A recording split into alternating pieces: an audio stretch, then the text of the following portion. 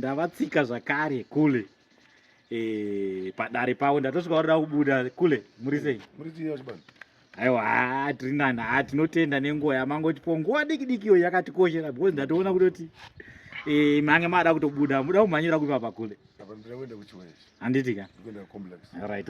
Ya. Ndofunga complex makaiona. So chakumbira kuti muti taurise mchana handitika ikule handitika.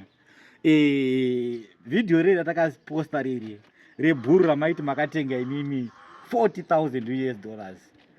Nyaya yacho yakanetsa. Umwe ari kuti aiwa ichokwadi, umwe wacho ari kuti harisire 40,000. Asaka amene kuti munoda kuti kudii papa. Ya, munhu anoza kunzwikisa but bhuru ndakatenga 40,000. Sei munhu chanafana kunzwira chii? Ndofunga ndakataura kuti ndakatenga bhuru iri kuitire mbeu. Rigadzire breed yakafanira chi? Ndichakangofanira chibawe. Chibawe chesadza mugore nda $3. Asi chibawo chinongopinda mugore mumangana yambeu inoita $100. Ichokwadi. Saka vanhu ngavapanzi kuti ndikutaura nhau yembeu. Sikutaura nhau yemombe yenyama.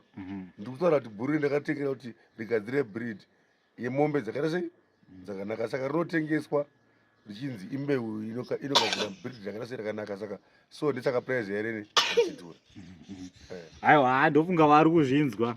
Vaiti hanzi aiwa ndezvekunyepa chichi bhuru kunzi rakatengwa 40 zveshuwa because harisire nyama imbeu yekuti izinge ichigadzira mombe dzakafanana neipi neiyo dziri mombe dzandikataura kuti kana uchienda kumaketi ukaenda nemombe 20 dzakadaro unokwanisa kudzoka nemari yakasei kuti yakanaka than pana kuenda netimombe tidiki diki hatikwanisi kubutsira mari yakanaka. Saka bhuru iri vanhu chavanofanira kunzwisa chinhu chatikatengera kuti chinhu chembeu chichagadzira breed remombe dzakakura kunge chipi, angave madhonza angave dzingavadzi but dzinenge dziri hombe.